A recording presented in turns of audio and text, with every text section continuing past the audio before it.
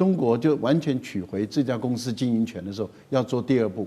第二步就是把所有的当初的叛将全部开除掉，也就是那一些荷兰人要一个都不留，不能够再养内奸，因为原本当初就是君子相待嘛，就是说我保障你荷兰的就业机会，所以我把你这个公司买下来了以后，我来经营。那本来是从亏转盈的这样的一个过程里面，看得很明白，就是尽量留下原来人不变。那么除了一些科技人员中国来支援以外，还有因为它是主要是以面向中国的市场为主嘛，那所以在整个发展的过程里面，事实上中国的做法是对的，而且也按照承诺保障了你荷兰人的就业机会。结果叛将就来自于这些荷兰人。荷兰误判北京强夺安市，现在大翻车了。中国断供一击命中，那么欧洲车厂现在则是跪求北京赶快来。持续到关注的就是这一场本来的安市半导体之乱，现在已经演变成整体在中国大陆跟欧洲之间的科技主权对抗战了。大家还记得吗？当时我们讨论了很多嘛，说这个荷兰政府不是9月底打着要保护欧洲晶片的旗号，强行接管安市半导体吗？当时呢，他给的理由就是一直说因为他要保护欧洲嘛。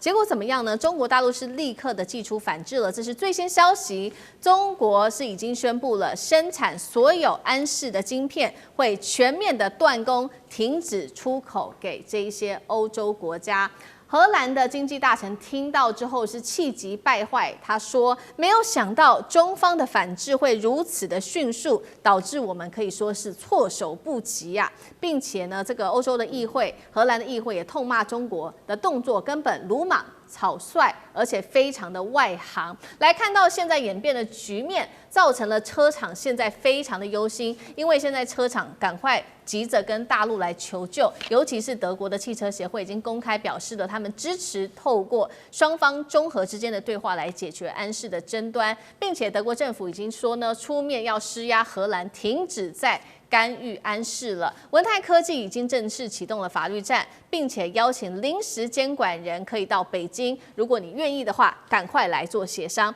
节目一开始请教委员怎么看呢？荷兰的目前他的这些针对中国大陆的批评是怎么样的一个态度？抢中国公司还怪中国反应太快吗？是不是以为抢完之后大陆还会跟他愿意协商？委员怎么看？荷兰这个动作又回复他以前祖先当海盗的记录。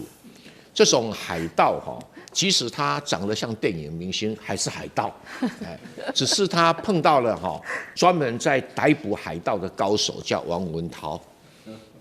你当海盗，你以为我治不了你，所以第一个时间呢，就把这个半导体禁止出口。禁止出口呢，就逼得荷兰最依赖的德国出面干涉，所以他现在满脸豆花，然后楼梯给他，他又不肯下来，然后不肯下来呢，还不肯把经营权交出来，他只是不敢再跟中国大陆打这个安氏半导体的这种汽车晶片，而中国看在德国的面子上面做个人情给德国，然后那个荷兰事情你去摆平，那荷兰现在还在盯，因为他这个内阁快解散了，因为他已经选输要下台了。所以在下台之前，可能想捞一笔。荷兰其实是一个很贪污很严重的国家，你不要以为它跟德国啊、那个法国那么样了不一样。荷兰是很会贪污的国家，因为什么？有海盗的血裔，怎么可能不贪呢？哎呀，对不对啊？所以对于这个荷兰这个状况，可能中国大陆还要给一点压力才行压力才行压力很简单突然间工厂没办法出货了，德国你自己想办法就解决了吧所以不必要自己亲手去操刀所以这个对这个卡雷曼斯这个荷兰经济大臣还在自我辩护那个辩护越听的是还是什么计划走漏啦，安氏会把技术转走。我跟你讲，安氏半导体没有技术啦，那档次很低啊，它只占了一个便宜，因为所有的汽车晶片要经过2-3年的安全测试，所以你现在任何新生产晶片，这个所有的汽车这个安全管制单位都不会让你使用，所以刚好2-3年的空档，所以卡住了。那好吧，你这个什么技术偷，没什么技术可言了那至于所谓的什么成功阻止欧洲跟传统上的对中国的依赖，那你问德国啊，你德国自己做对不对这没什么了不起的生意，他竟然踩到中国的脸上，这不知好歹。对，刚刚委员帮我们特别提到的是荷兰的经济大臣哦，针对安氏他所给出的理由，大家认为他是借口了。他说，就是因为怕中国偷走了技术的转移，所以他们才赶快动手。那另外一方面，当然了，现在德国方面就很紧张。德国的汽车工业的协会主席他就直接表明了，现在欧洲的车厂是非常的担心，急需要大陆的晶片供应链的，要欧盟你赶快起身吧，跟北京来去做谈谈。那大陆的商务部长王文涛也说了，荷兰必须停止不当的行政干预，我们才愿意稳定来供应。那么也要德国赶快去施压荷兰，现在只能靠德国来做协商了嘛？厉将军又怎么看？如果照蔡委员所讲，荷兰是一个海盗的话，我觉得他这次抢的是一艘军舰。那你想一艘海盗船去抢军舰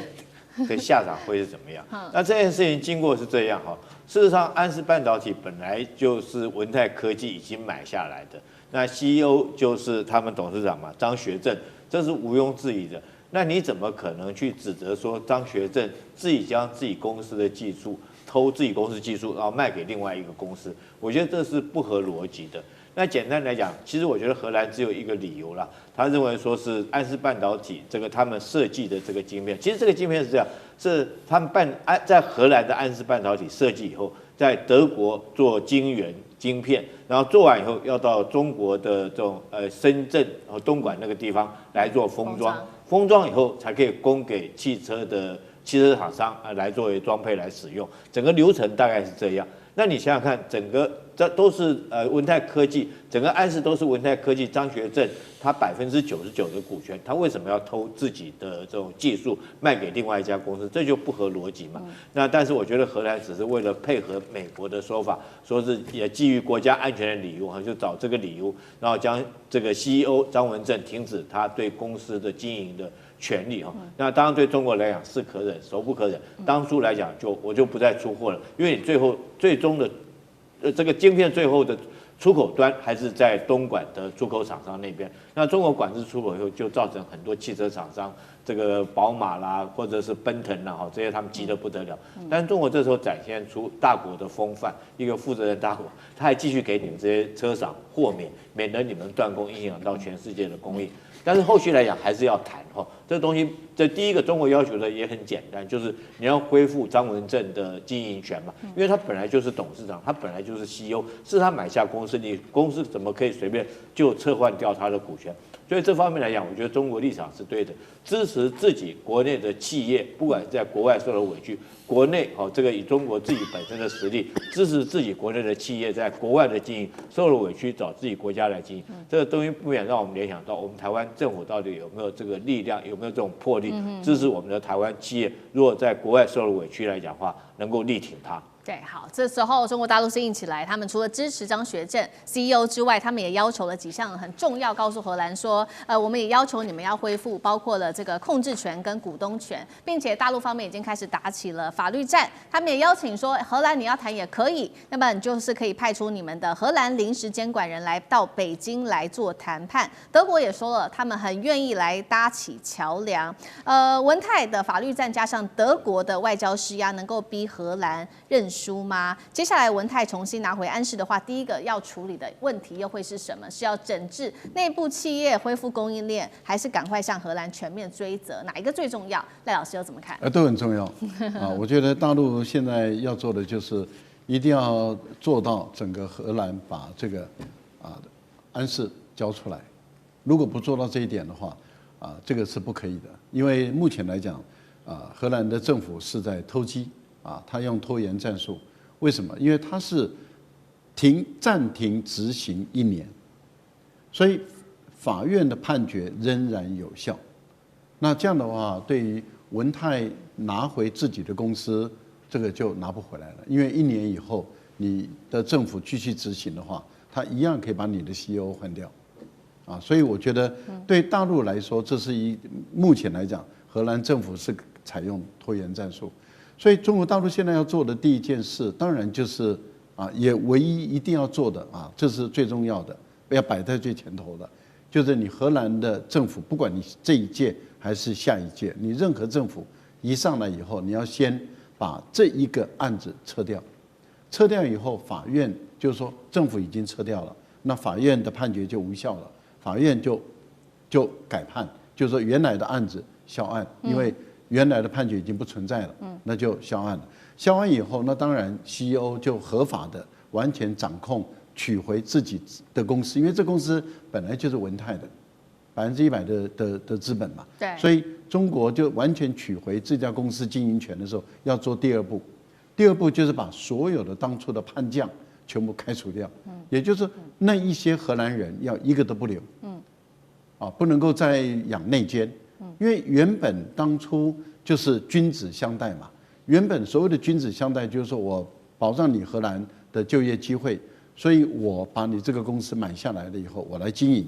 那本来是从亏转盈的这样的一个过程里面，看得很明白，就是尽量留下原来的人不变。那么除了一些科技人员中国来支援以外，还有因为它是主要是以面向中国的市场为主嘛，那所以在整个发展的过程里面，事实上中国的做法是对的，而且也按照承诺保障了你荷兰人的就业机会。结果叛将就来自于这些荷兰人。那在这个情形下的话，时代已经变了，环境也变了，那就让现况就回不去了。所以我觉得第二个要做的就是把这些人全部都开除。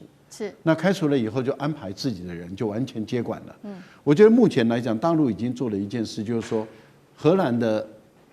安氏不要听从荷兰政府以及荷兰当地方的一个指挥，依照母公司为主。可以看到安氏之乱现在还没有落幕哦，拳头半导体产业又被荷兰狠狠的搅动一下了。怎么说呢？因为荷兰原本口口声声的说呢，要停止政府干预，就把安氏半导体还给中国得了。结果呢是说一套做一套。荷兰的企业法庭接管裁决依旧生效，也就是说安氏的控制权现在依然是握在荷兰的手上。那当然中国大陆受不了中方的舆论是全面都炸裂了，都在批评荷兰，你难道是一手想安抚中国，但是另一手想讨好美国吗？那既拿到这个既得的利益跟安全的想象，同时又不用承担任何的政治代价，都给你赢，都给你爽就好了。那天底下有这么好的事情吗？那荷兰做出这样背信的行为，如果彻底激怒北京的话，后果有多严重？袁老师，我觉得荷兰做这件事情本来原来一开始的动机不良，而且做过程粗糙，然后最后的结果难堪了。因为他为什么动机不良呢？他其实呢是要配合美国通过这个卢特尼克搞了一个渗透法案，只要分公司超过50%的话呢，就可以直接管他。那荷兰的话呢，就对美国邀功，就是动机就不良嘛，对不对？然后过程非常粗糙，他是直接弄过来那个时候我们已经分析过嘛，大千已经讲过，就是人家花了300多亿把你继承这个文泰，他也讲了根本就是我的，只是说总公司留着安氏，听起来好听一点嘛，感觉这个国际化一点。然后呢，你接下来的动机很粗糙，然后现在这个结果是什么呢？我跟你讲现在结果就是欧洲人最典型的，不能怪我，我们三权分立，司法是独立的然后那个企业法庭要做这种判决，我们也很无奈，但是判决又归谁？那还是归你对不对？所以我跟你讲这个事情我觉得跟刚刚那个讲到日本的问题是一样的，咱们中国没有亮剑，被人家看不起。我说句良心话，荷兰我太熟了。我刚刚上课，我班上2个荷兰人，我都不忍心跟他们讲我不好意思讲这个问题。荷兰太熟了，因为为什么我这样讲？因为我在那边待了很久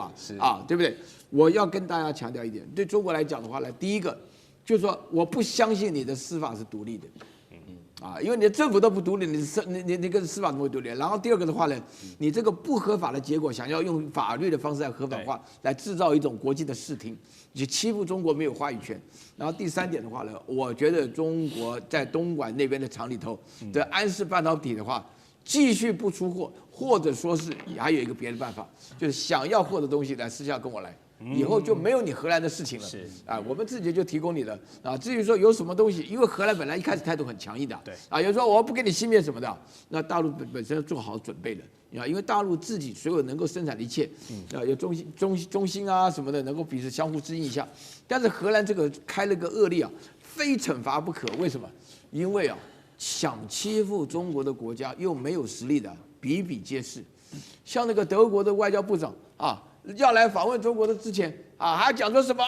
我们来访问之前的话，你绝对对台湾维持现状，不可以更改的情况。然后大陆讲说，你不用来了，也就不用来了，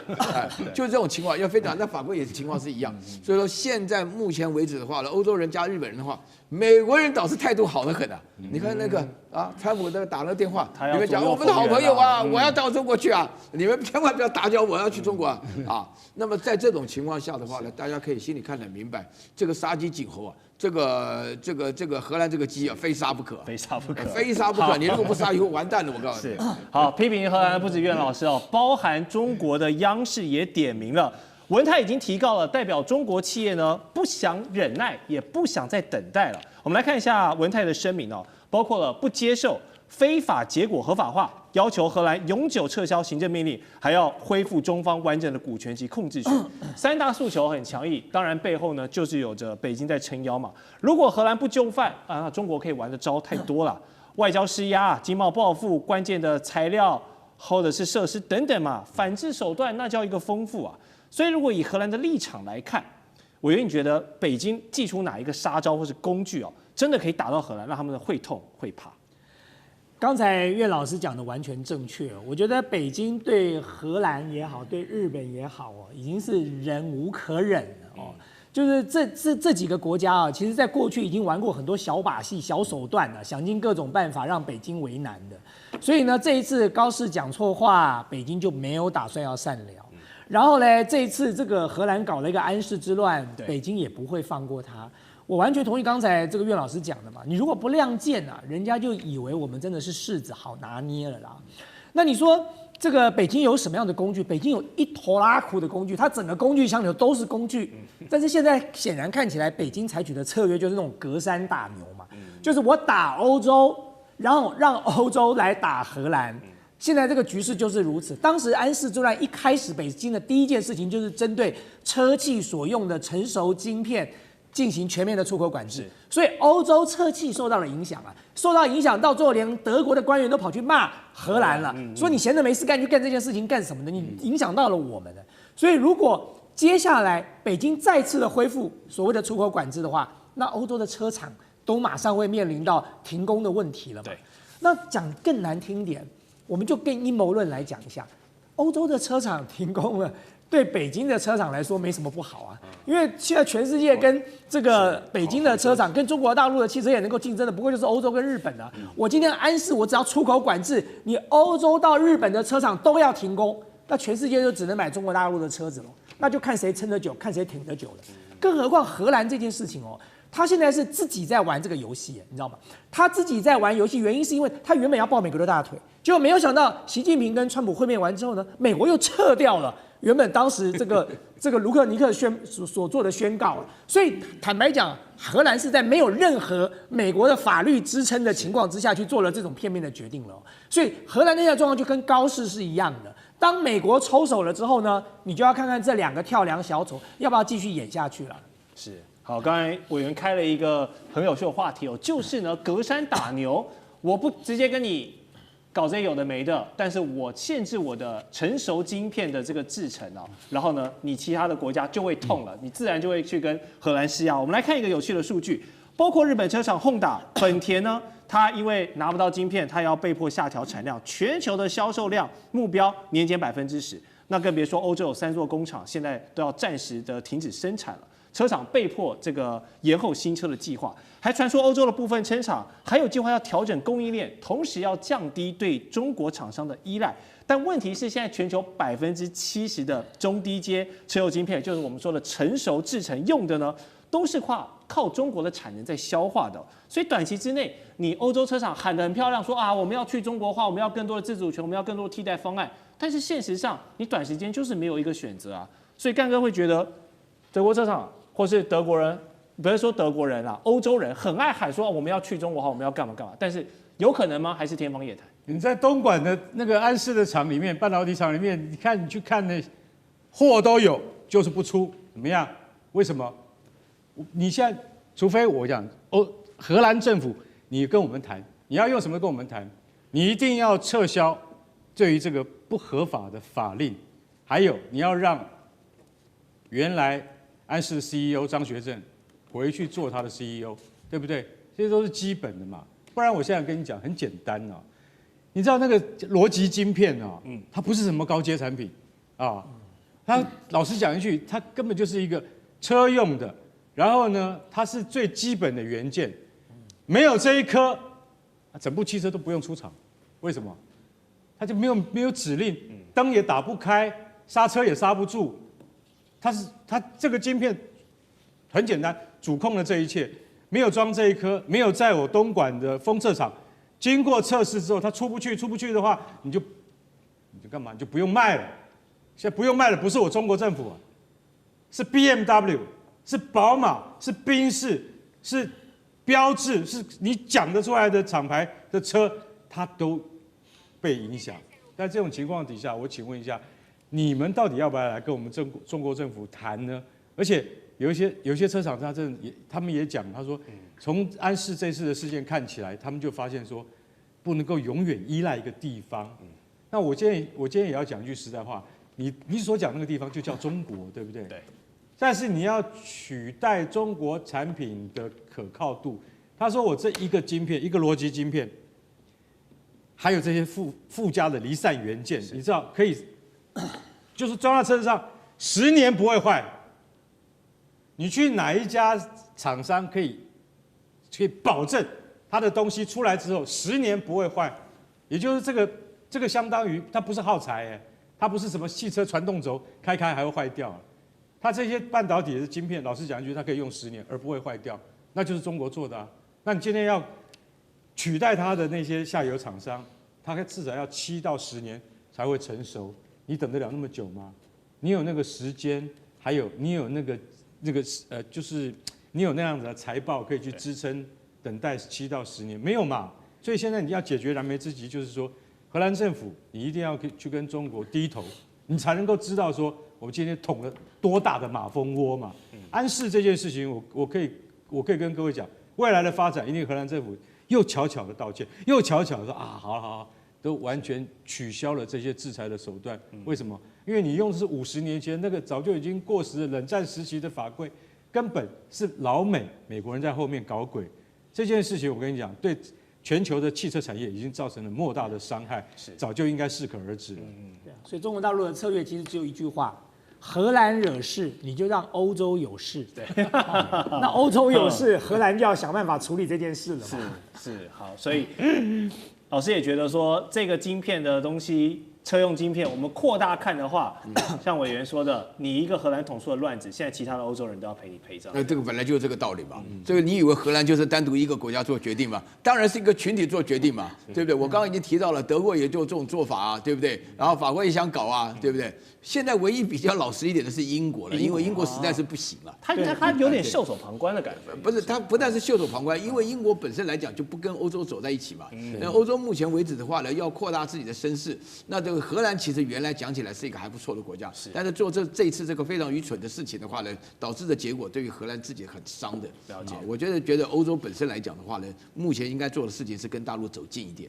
经过这个28条以后，欧洲不得不跟大陆走近一点，因为实在是被甩掉了。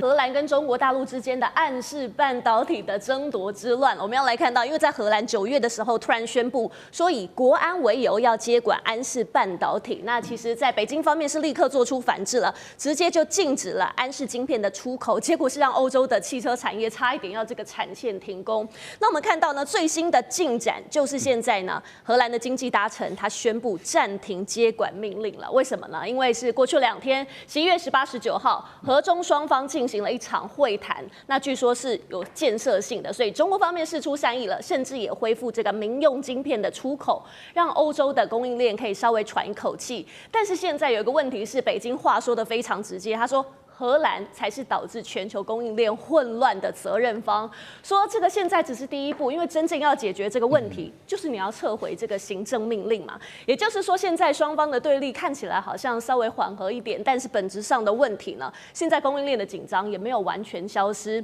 中国文泰他最新的回应说，对安世的控制权还是在受限的状态。所以想请教蔡委员，您看，中国一出手就是出口管制嘛，让欧洲的车厂也吓到了。你怎么看他们这个反制力道？中国大陆的反制是因为中国大陆控制着安世半导体生产的下游阶段，就是封装跟测试。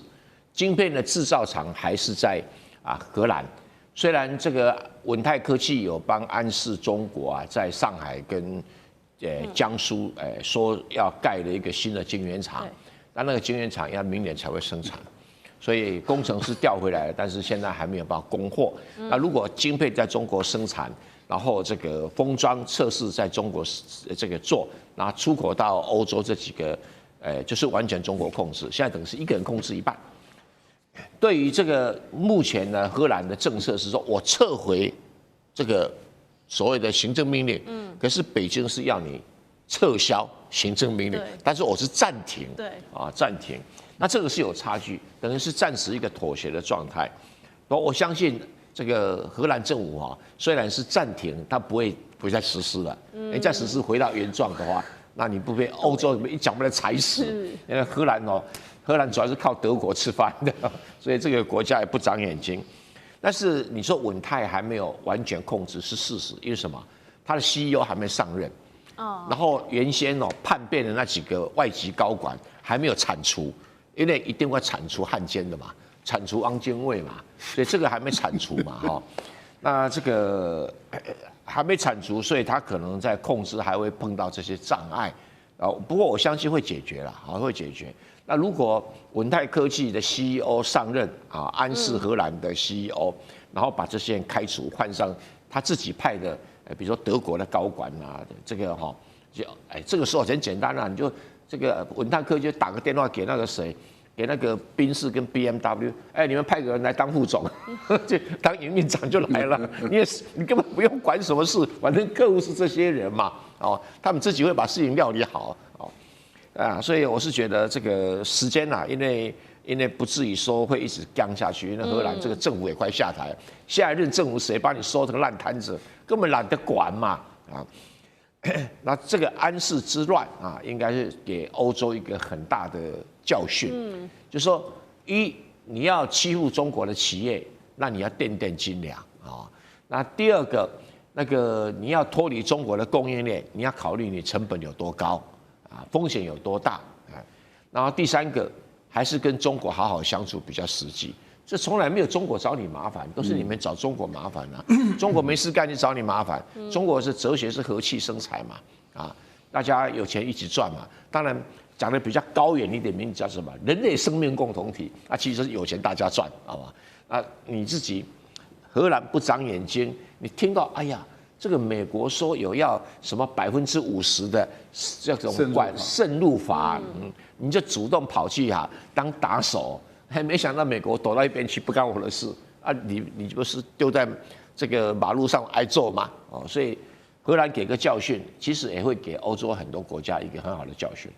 好，其实这一场晶片之乱呢，真的是全球都在关注了。怎么说呢？因为它安视的这个晶片呢，它不是说这种很厉害的尖端的这种 AI 晶片，它做的就是现在呢欧洲最缺、最怕被卡脖子的这种晶片。它做的就是功率半导体、车用还有工控的这一种晶片。那像是很关键的电动车、机械手臂、军工设备，通通都是靠它们。好，其实除了荷中两国呢，包含了欧盟各国，这一次大家也都跳进来很关注，就是因为欧洲的汽车大厂，包含刚刚蔡委员提到的宾士BMW 还有 Volkswagen， 其实他们都是安视的大客户。简单来说，就是被安视绑着嘛，所以呢，现在不只是监管并购，他们是在保护自己的产业命脉。那我们今天想探讨的，包括刚刚蔡委员其实刚才也稍微帮我们提到了，想请教赖教授，您来看安视它晶片这个背后牵动的，其实是不是还包括美国对中国科技政治封锁的这个红线呢？我个人是这样认为了，美国丢一个饵出来，然后看哪一些强盗、哪一些贪心鬼贪吃鬼就过来咬这个饵那这个很明显的就是荷兰的右翼政府。荷兰的右翼政府，它基本是法西斯政党嘛，然后他看到美国丢出来这个饵了以后，就迫不及待的想来吞这个饵了那为什么这样子来做比喻呢？就是说，本来安视在荷兰是一个赔钱的企业亏损累累，已经要倒了，所以后来是中国用全资把它买下来，所以中国的控股是100%。然后中国买下来了以后，由于中国的 CEO 的经营能力很强，然后以中国的市场作为基础、作为基底所以它开始赚钱了，所以它变成从一个亏损的企业到赚钱的企业，它也给当地的荷兰人创造了很多的就业机会，啊，然后也满足了欧洲的各个车商他们稳定的这些晶片的来源，其实是多赢，也就不只是双赢，是多赢的一个局面。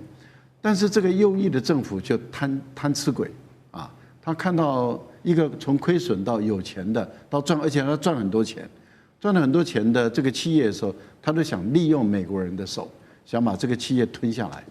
所以他是一个强盗，他就是要抢这个中国人的财产，这是第一个。第二个呢，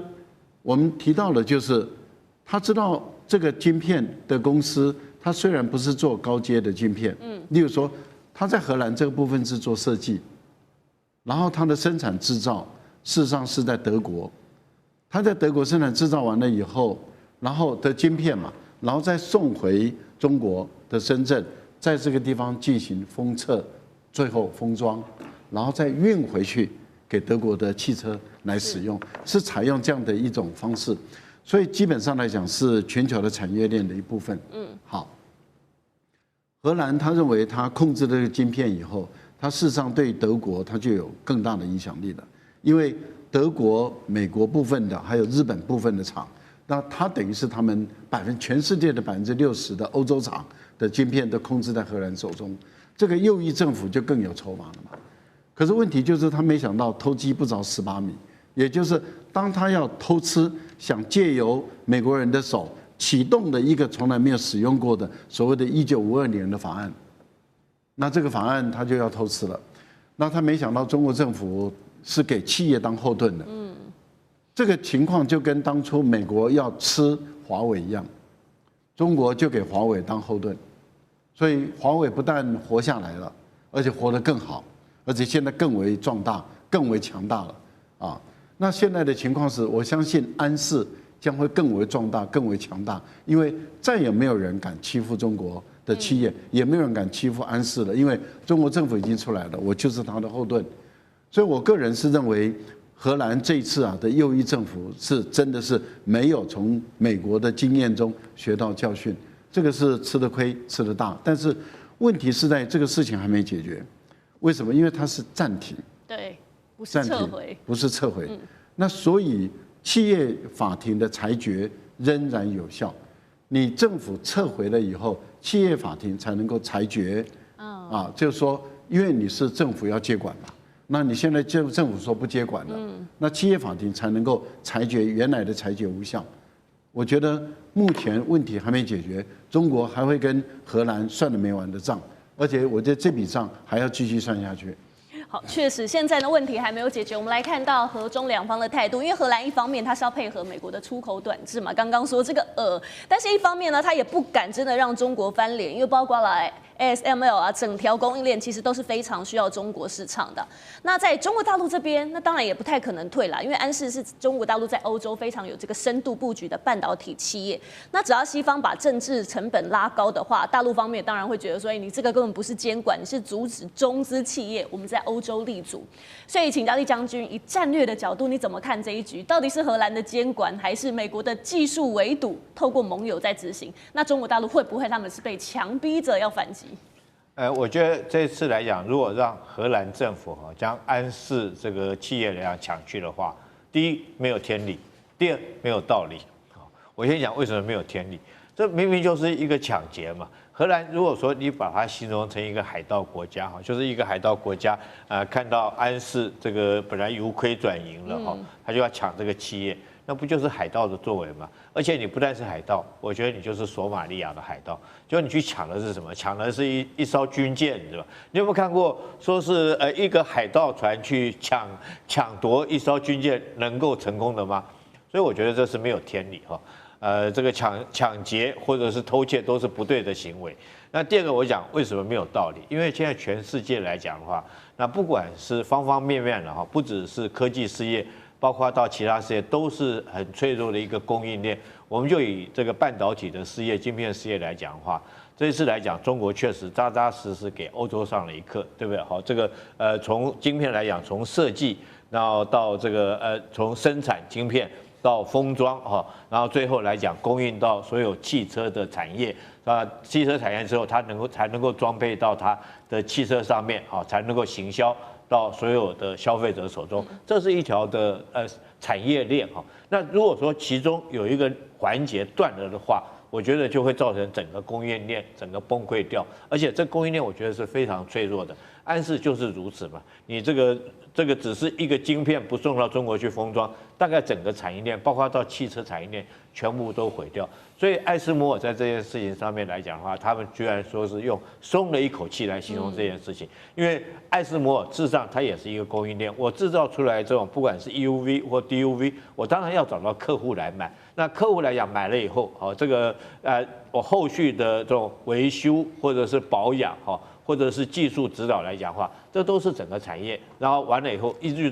这个晶片公司制造晶片生产的晶圆的，才能够去生产晶圆。但是你要制造这个 EUV 或 DUV 一样，你要有很多的供应链包括到中国的稀土。所以我觉得后续来讲的话，中国在这方面来讲，它确实是很强大。所以我刚刚用军舰来形容这次的抢劫。你知道中国来讲，它很多东西它很强，譬如原物料譬如说人才，譬如说技术，它方方面面都有。还有最大的最重要，它有一个很大14亿人的一个市场。所以我觉得，如果说这次来讲的话，中国确实给欧洲上了一课，全世界大家所有供应链是互相这个互依互存的啦。不容任何一个中间来讲有任何一个人作怪将它断掉。这一场安氏之乱，没有想到现在争议持续的延烧当中。现在因为欧洲车厂很快他们就会被迫断晶片了，所以他们想到的方法就是直接绕过荷兰去跟德国车厂来要这些制造好的晶片，去大陆来做封装。那么另外一头呢，中国则是反手自建晶圆厂，要超车在欧洲的产能。另外一方面，今天我们会来特别关心到的是，欧盟也要拆光，以国安理由拆光华为，德国甚至狠砸了700亿换算新台币要拆除华为，是说要制裁中国吗？还是欧洲自己在毁了自己的晶片，再加上5G 的命脉呢？今天会一起的来做解读。好，今天开场3个火线话题，我们会请来宾来帮我们做解读。第一个，安氏断供，确实现在欧洲车厂都快要撑不住了，因为荷兰至今仍然不愿意提供任何的晶片。那么库存呢？根据了解，现在欧洲的方面只能再撑几周这是来自于车厂的说法。所以这些车厂现在绕道去买德国晶片，到大陆的东莞去做封装。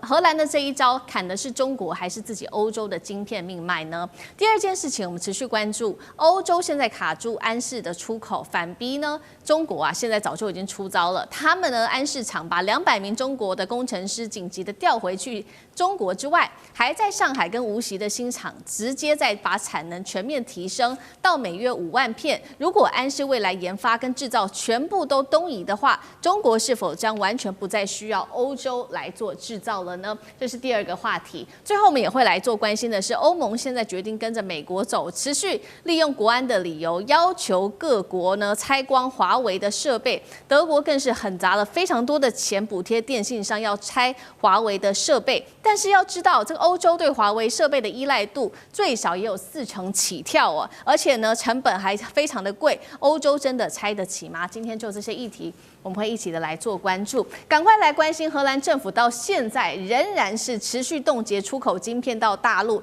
这是让欧洲汽车厂商现在陷入了晶片荒的焦虑当中。库存根据了解只剩下几周的时间而已了。就在此刻，路透社报道这个是最新的惊人内幕，他说现在欧洲多家车厂他们秘密的做协商，干脆我们一起把荷兰给跳过吧，直接向安氏德国汉堡厂买晶圆，再到大陆的东莞这边来封装吧。据传呢，包括了安氏的这些客户都有考量这样的方法。哪些车厂呢？现在根据媒体的报道，福斯或者是 Bosch、本田等等的重量级车厂都在考虑这样子的一个方案。而且我们要来看到这场安氏之乱导致了不管是荷兰方，也就是荷兰安氏，或者是在中国大陆的安氏，他们觉得说，要么就去中化，要么就是完全去欧洲的产线。我们看到在欧洲的部门这边，现在正正在考虑扩大马来西亚跟菲律宾的封装产能，有意要去中国化。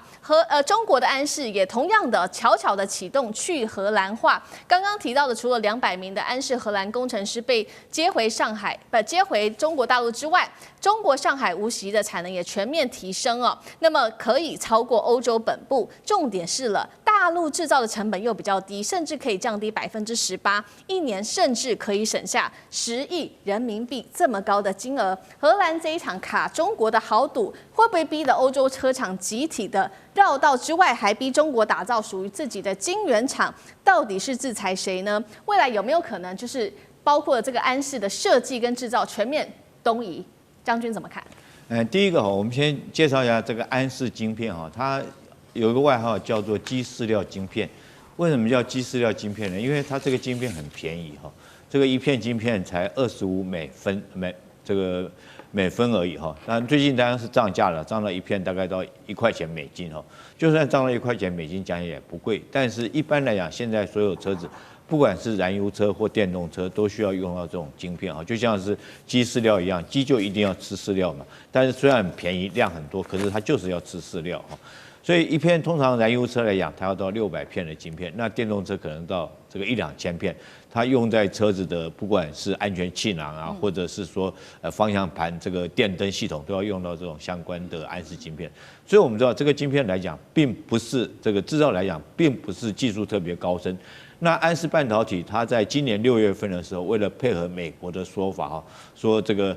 晶片来讲的话，它将这个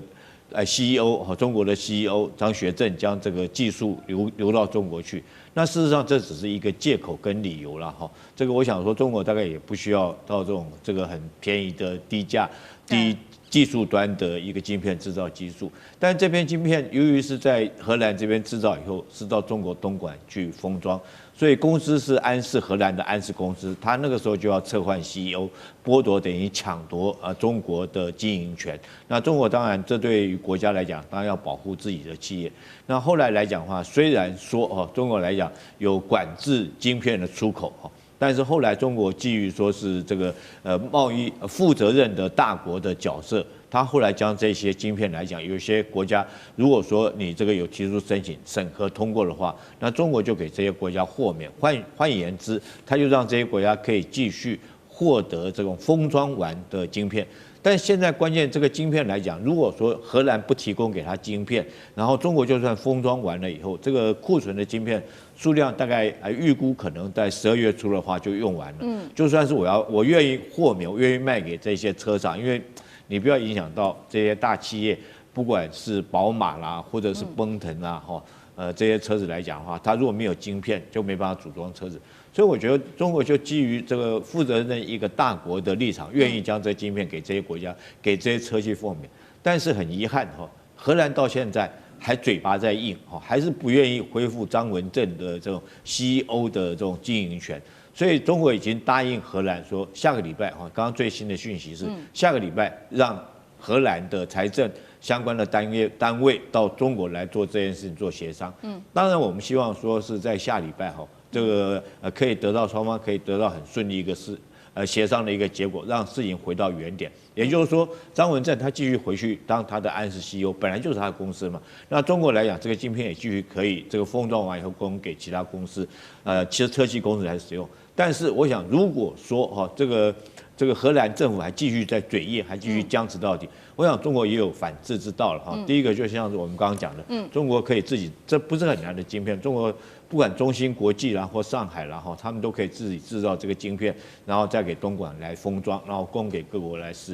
各企业来使用。这样如果说是这种发展下去的话，其实对荷兰来讲是最不利的，因为你整个这个安氏半导体，我当然就不需要靠你的安氏了，其他车企来讲，我就直接跟中国买就好了，对不对？这个我觉得这个荷兰如果说自己不赶快找个台阶赶快下，还继续僵在那个地方，我觉得对荷兰来讲将会是很大一个打击。好，如将军刚刚帮我们特别看到，这个其实荷兰安氏对于中国的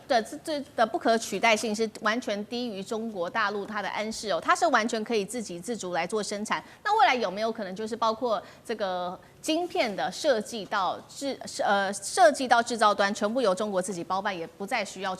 荷兰厂了？老师又怎么看？ OK， 我有一个学生在矽谷，他本身有个厂，他是去年毕业的博士，他曾经跟我讲过一件事，因为他们有个公司在上海，他在长跑深圳啊，他常跟我说啊，他说奇怪，这个我们到对岸去的时候，发现啊，即便是大陆的毕业生，你只要给他一些 incentive， 跟他说我要做什么，没有多久，他一个团队就做出来了。这次啊，我们从这个，我们知道我们的对岸在2013年红色供应链以后，他们所做的东西，尤其在隔年之后，他们强调一个叫做 China Creation 的一个可怕的地方，也就是他们从无到有。而且所有的东西急速升级到你有时候想象不到的快速，当然不是说光高铁啊、盖这个什么这个港珠澳大桥等等，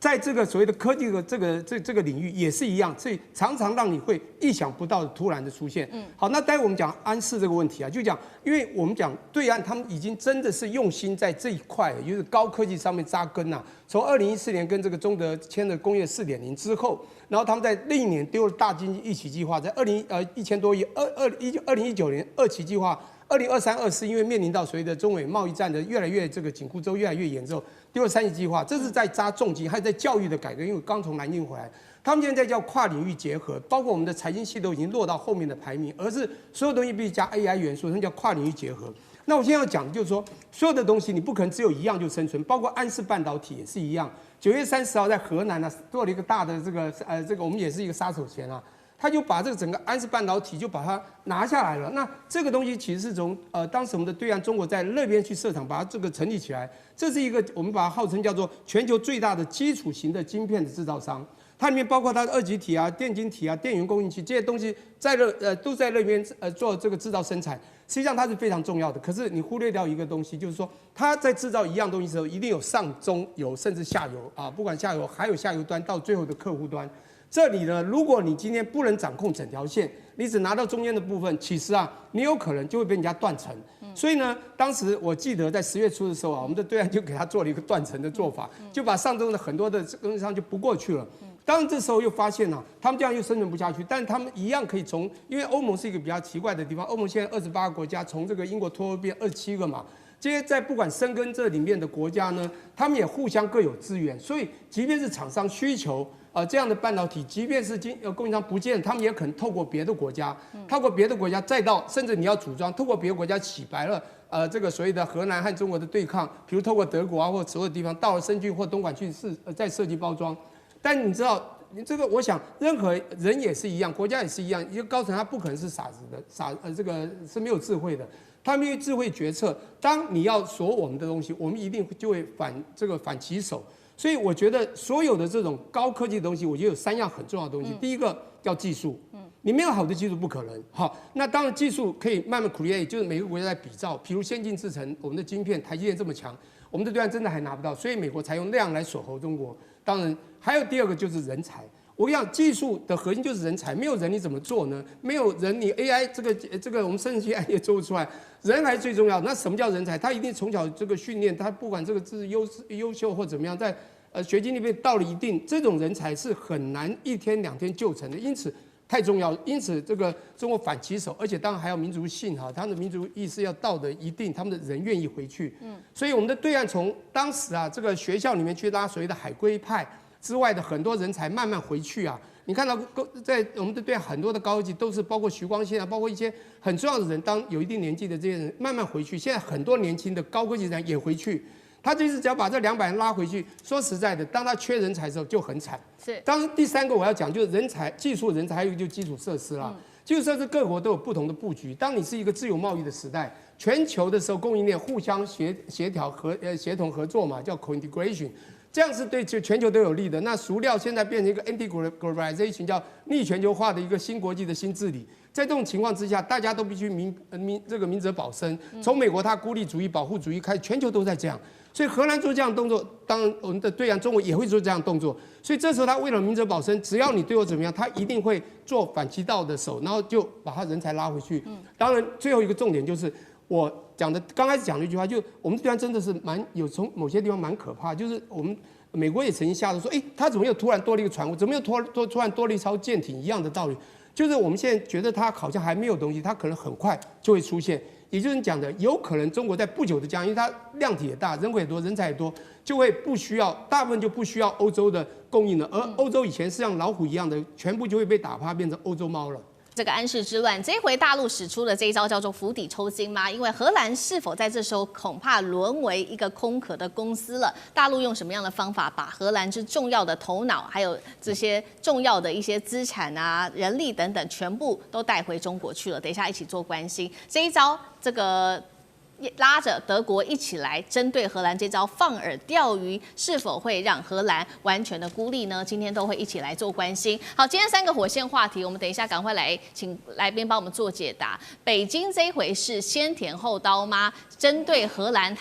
针对德国，他怎么做呢？先把晶片给德国来救他的汽车业，然后再反过来跟德国说：好，你拿到了晶片没有错，这时候你得站队了，帮我们一起来施压荷兰。这是逼欧洲选边站的一个精准布局吗？德国的施压之下，荷兰会做让步吗？第二件事情，刚刚提到了这个有关于安氏案哦，这个文泰科技现在乾坤大挪移，怎么做呢？他把在安氏的200名工程师给拉回中国大陆，并且现在说呢，产能可以直升5万片。那么如果这样的情况之下，荷兰的安氏会被掏空成未来成为一个空壳公司吗？那么未来整个生产也都会回到中国大陆来做吗？这个是第二个我们今天会来做关心的。最后今天也会来关心到的是，没有想到这个有关于安氏的这件事情，中美早就谈好了，但是欧盟从头到尾都不知情。有人说啊，荷兰根本就是被拿来当做祭旗的，而荷兰到底现在还有什么筹码呢？今天我们都会一起的来做解读。好，赶快来关心到的是安氏的这一场风暴。德国汽车这个零件巨头，他已经正式的证实了他是欧摩威，他说确实已经拿到了来自于中国大陆安氏晶片出口，已经拿到晶片了。那么中国商务部就说，好，你拿到晶片了，那接下来你就要帮助我们一起对荷兰施压，撤销荷兰对于中资晶片制造商的这个接管行动。那么德国方面目前也说的，好的，我们会继续的持续加强跟荷兰的沟通。针对于北京的这个步伐，也就是说让德国先甜后刀，委员怎么看？能够奏效吗？一定能够奏效，而且中国商务部啊打了这个，几乎就是纯商业手法，这个太神奇了啊！他禁止它出口。那现在正在制造汽车的全部卡在那边，为了一个金额不大的晶片，那么大的汽车出不了厂，你说德国急不急啊？德国上上下下急翻了，而且这个事情跟他无关，可是他在供应链的末端，那当然他就当然希望中国可不可以先放他一马？那中国说好，我先放民用的，军用的暂时不放，因为军用的同样汽车公司有人做军用的运兵车、军用的卡车，还有做一些什么底盘的一大堆的啊。那先供着大家也没话讲，因为军用毕竟没那么急嘛。民用的车子刚订单满天飞，你还没办法供货，这是比较急啊。但是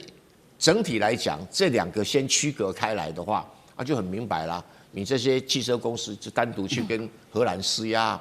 那你不要怪我啊！我不出口原因是他接受我公司啊，我知道荷兰跟中国的同一个公司2个部门先切割啊，那我保护我的财产啊，对，所以这个做的是对的，那荷兰就灰头土脸啦。本来他可能想要讨好美国啦，因为美国也没有正式叫他这么做，想讨好美国，发现说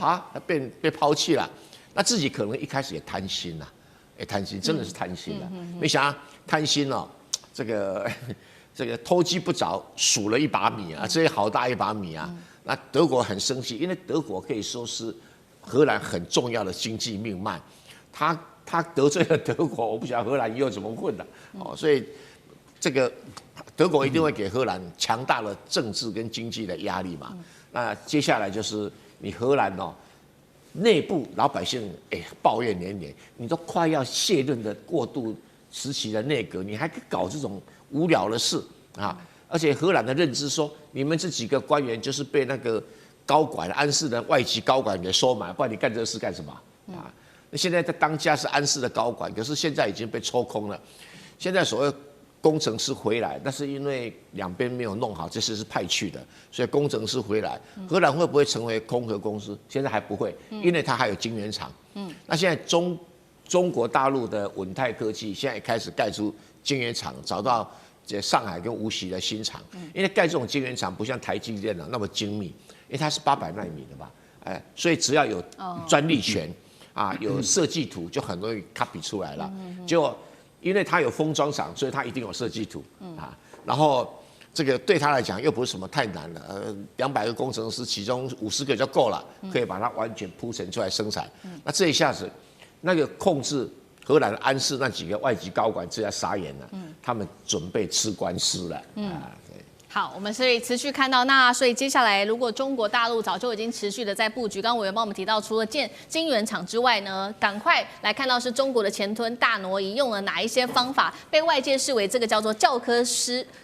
书式的商业反击哦。他们利用的是这个收购合约当中的一个关键条款，把这个荷兰安氏里面很重要的大脑、人才跟产能说全部要搬回大陆。好，怎么搬呢？我们先来看到，除了刚刚委员帮我们提到的200名的工程师搬回大陆之外呢，还有这个刚刚讲的嘛建新厂，那现在预估呢每个月可以达到5万片的晶圆，这产能是会高于荷兰的。重点是在这个成本上面可以有明显的差异，中国制造还是比较便宜，而且便宜的幅度高达了18%。如果用1年来做计算，可以为中国省下10亿元的人民币。重点是客户也买单哦。现在说这个续约率高达了98%，三星、比亚迪等等的新客户甚至还上门哦，多了新客户，订单预期会比去年同期暴增35%，而且产能可以持续的扩张当中。好，请问赖老师怎么看了文泰这招釜底抽薪是早就计划好的吗？荷兰安氏的未来会长什么样子呢？那安氏的晶片生产会可能完全拉回中国吗？不是早就计划好的啊，也就是说，大陆当时文泰把安氏买下来的时候，就已经有答应就是说会创造当地的就业机会，所以他们的工程师绝大部分的，除了少部以外，那都会留任，然后中国大陆也会派他们的管理人才还有工程师到这个地方来服务，因此就业机会会增加。第二个就是税收，对荷兰来说是一件好事情。而且让荷兰有更大的这个影响力，因为它影响到全世界的汽车工业嘛，所以它都有更大的影响力。这个是一个中国赢、荷兰赢、世界各国都赢的一个局面。但是问题就在于，当荷兰有歹念了以后那情况就变了。那情况变了，换言之，也就是说，我们刚刚讲的，它的晶圆是很大的，所以这种成熟制程的技术，中国大陆并不缺。对那这个能力是没有问题的。那经过这么多年从转亏为盈的过程中，中国大陆的工程师早就掌控了这些所谓的设计的技术了嘛。好，另外一个部分里面就是安氏是文泰的一个子公司，而且文泰是100%的所有的资金所拥有的，所以它的智慧知识产权并不归荷兰所有，它是归文泰所有。那因此，当荷兰想要心生歹念的时候，当时中国大陆很早就已经放出一个讯息，而这个讯息并不是阴谋，是阳谋，直接告诉你安氏，也告诉你荷兰政府，说中国有底气，中国有筹码，已经把你讲得很明白了，你卡不住中国，而中国会完全可以卡住你。换言之，也就是你现在所看到的，也就是生产线拉回中国来，封装封测本来就在中国嘛。对。所以封装封测在中国，所以中国也可以用封装封测来卡你，而且人才可以卡你，中国自己也可以把它整个生产线转移到中国来。那这样的话对大陆更有利，可是对你荷兰不利因为你的就业人口变成从在荷兰移到中国来，那它的税，它本身的带动的地区的繁荣，那就不再是你荷兰了，反而是在中国了。对，而且如果它的营业额都移到中国来的时候，税收就是中国政府收了，而不是你荷兰政府。荷兰听不进去嘛，他认为没有问题的。可是当时中国就在荷兰动手的时候，就出了一招，这一招就是要求安氏的所有的员工不准听荷兰政府的，要听中国的，因为中国是100%的这个完全有的资本，所以等于是在荷兰工作的所有中国籍的员工不需服从荷兰的命令。那这讲得很明白了。那如果荷兰籍的安氏员工愿意到中国来工作，中国也欢迎嘛。那我们也看到了，事实上在签证前一段的时候，对这种专技人才的签证基本上是放宽的。那当然，当你本身僵持不下的时候，把工程师全部都抽调回来，这个本来就有这个权利，那也有这个条款，那整个工程师就回来。我相信也可能有一些荷兰籍的工程师，也说不定，这个只是我们没有看到内部的消息，也说不定跟着到中国大陆这边来工作。那请问你，那你荷兰就空了嘛？所以并不是早就计划好，是事实上，也就是我们都希望创造双赢多赢的局面。可是你荷兰执迷不悟的时候，那就对不起了，那就全吃了。一旦全吃了，坦白说也没有违反合约嘛，因为是你自己搞出来的。好，这一场安氏之乱哦，在这个荷兰的作乱下，我们可以看到中国就决定把所有的重要的资源是全部搬回中国大陆。那对荷兰来说，在经济上其实没有任何好处的。但是如果以外交的角度来看，对荷兰是否也没有任何的好处呢？因为现在看起来，美国似乎也没有把荷兰给放在眼里哦，而且还被视为是沦为美中大国交易的一个炮灰。为什么这么说呢？因为我们来看到是美国议员当时在质问白宫的时候说，你们在跟中国大陆谈判的时候有告诉欧盟吗？结果欧盟的高官反应是说，他们完全不知情。